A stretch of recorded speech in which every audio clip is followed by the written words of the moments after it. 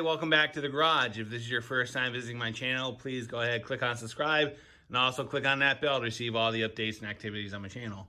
All right, so it's been a while since I posted really anything. There is a good reason.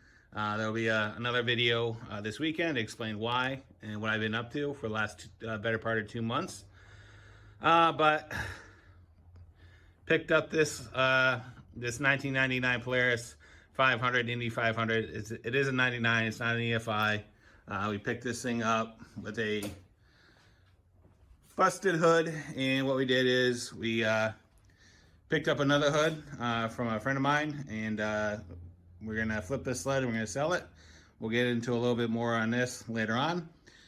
But the purpose of this video is to give you some tips and tricks as far as what you can do to make your life easier as far as installing reverse on a CRC based wedge sled.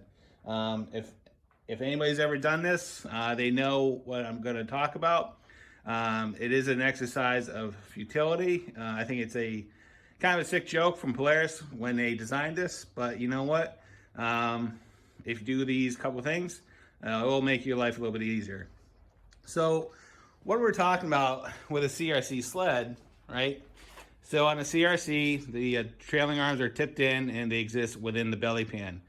And what makes reverse on these sleds such a pain in the butt is what we'll look at is the width of the chain case is actually wider than the standard chain case.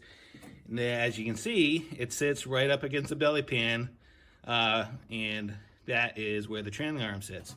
So the belly pan and the trailing arm and the chain case all want to exist in the same space, and because of that, it makes installation a real challenge if you don't do these couple tricks, right?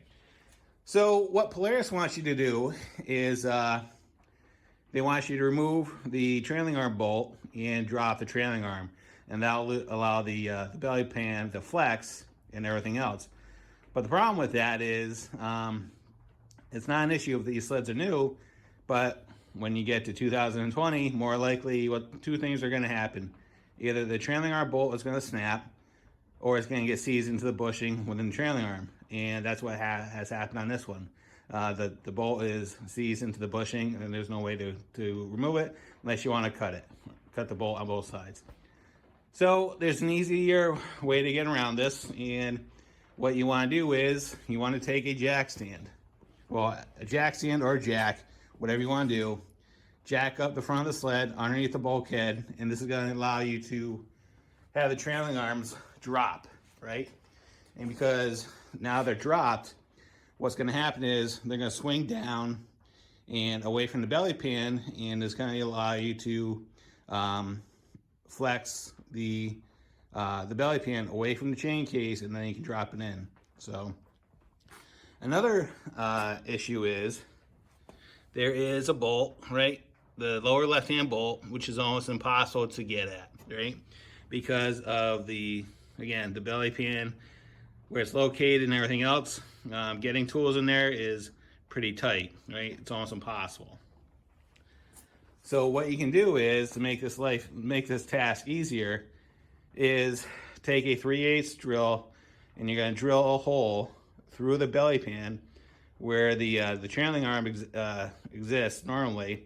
And what you're going to do is you're going to drill a hole, and what this is going to allow you to do, it's going to allow you to take a 1/4 inch extension, and so you can get it in there.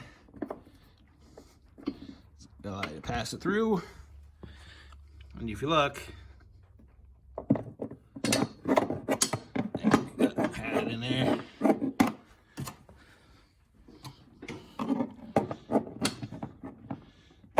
All right, there we go. All right, so if you look, it allows you to pass the extension, and then all you do is you attach your socket to the bolt, and then you drive the bolt in, and then you take the bolt out, the extension out, and then you're done, right?